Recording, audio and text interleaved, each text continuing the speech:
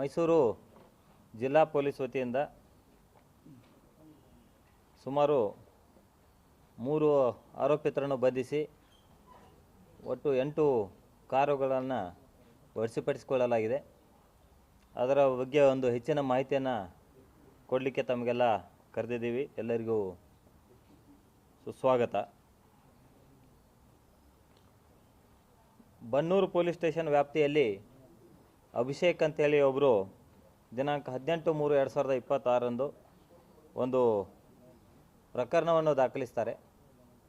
ಈ ಪ್ರಕರಣದ ಸಾರಾಂಶ ಏನಂತಂದರೆ, ಅಭಿಷೇಕನವರಿಗೆ ಒಬ್ಬ ರುಮಾನ್ ಶರೀಫ್ ಅಂತೇಳಿ ಈತ ಫೇಸ್ಬುಕ್ ಮುಖಾಂತರ ಪರಿಚಯ ಆಗಿ ತನ್ನ ಕಡೆ ಐಷಾರಾಮಿ ಕಾರುಗಳಿವೆ, ಅದನ್ನು ಕಡಿಮೆ ಬೆಲೆಯಲ್ಲಿ ನಾವು ಮಾರಾಟ ಮಾಡ್ತಾಯಿದ್ದೀವಿ, ನಾವು ಡೀಲರ್ ಆಗಿದ್ದೀವಿ, ಅದನ್ನು ನೀವು ತೊಗೊಳ್ಳೋಕ್ಕೆ ಇಂಟ್ರೆಸ್ಟ್ ಇದ್ದರೆ ನೋಡ್ಬೋದು ಅಂತೇಳಿ ಹೇಳಿದ ಮೇಲೆ ಈ ಅಭಿಷೇಕ್ ಅಂತೇಳಿ ಇವರು ಅವನ ಕಡೆಯಿಂದ ಸುಮಾರು 5.5 ಲಕ್ಷ ಕೊಟ್ಟು 2 ಕಾರುಗಳನ್ನು, ಒಂದು ಆಡಿ 6 ಕಾರು ಮತ್ತು ಇನ್ನೊಂದು ಪೋಲೋ ಸ್ಪೋರ್ಟ್, ಈ 2 ಕಾರುಗಳನ್ನು ಅಡ್ವಾನ್ಸ್ ಆಗಿ 5.5 ಲಕ್ಷ ಕೊಟ್ಟು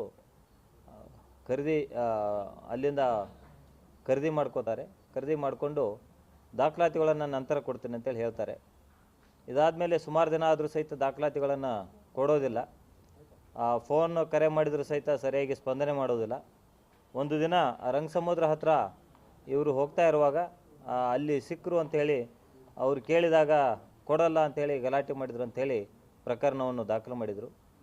ಈ ಪ್ರಕರಣವನ್ನು ತೆಗೆದುಕೊಂಡು ಬನ್ನೂರು ಠಾಣೆಯಲ್ಲಿ ಕೇಸನ್ನು ದಾಖಲು ಮಾಡಿಕೊಂಡು ನಂತರ ಪ್ರಕರಣವನ್ನು ಬಹಳ ಗಂಭೀರವಾಗಿ ತೆಗೆದುಕೊಂಡು ಈ ಒಂದು ಜಾಲ ಇದೆ, ಇದನ್ನು ಭೇದಿಸಬೇಕು ಅನ್ನೋ ಒಂದು ಉದ್ದೇಶದಿಂದ ಡಿಟೇಲ್ ಆಗಿ ನಾವು ತನಿಖೆಗೆ ಇಳಿದಾಗ ಇದರಲ್ಲಿ ಪ್ರಮುಖ 3 ಆರೋಪಿತರು ರೋಮಾನ್ ಶರೀಫ್ ಮತ್ತು ಮುಜಾಹಿದ್ ಪಾಷಾ ಮತ್ತು ಶಾಬುದ್ದೀನ್ ಅಂತೇಳಿ ಈ 3 ಜನ ಆರೋಪಿತರು. ಇವು 3 ಜನ ಮೈಸೂರು ನಗರದವರು. ಇದರಲ್ಲಿ ಶಾಹಿಬುದ್ದೀನ್ ಅವನು ಕಾರ್ ಮೆಕ್ಯಾನಿಕ್ ಆಗಿ ಕೆಲಸ ಮಾಡ್ತಿರ್ತಾನೆ, ಮುಜಾಹಿದನ್ ಅವನು ಕಾರ್ ಡೀಲರ್ ಅಂತೇಳಿ ಮಾಡ್ಕೊಂಡಿರ್ತಾನೆ, ಮತ್ತು ರುಮಾನ್ ಶರೀಫ್ ಅನ್ನೋನು ಹಣ್ಣಿನ ವ್ಯಾಪಾರ.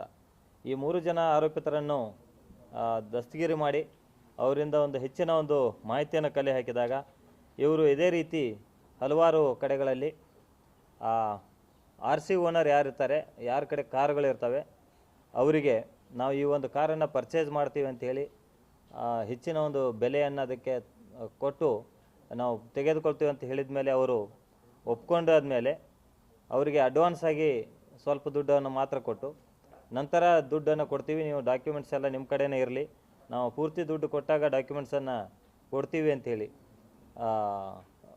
ಹೇಳಿದ ಮೇಲೆ ಅವರು ವಾಹನಗಳನ್ನು ಕೊಡ್ತಾರೆ. ಕೊಟ್ಟ ಮೇಲೆ ಈ ವಾಹನಗಳನ್ನು ತೆಗೆದುಕೊಂಡು ಮತ್ತೊಬ್ಬರಿಗೆ ಮಾರಾಟ ಮಾಡ್ತಾರೆ.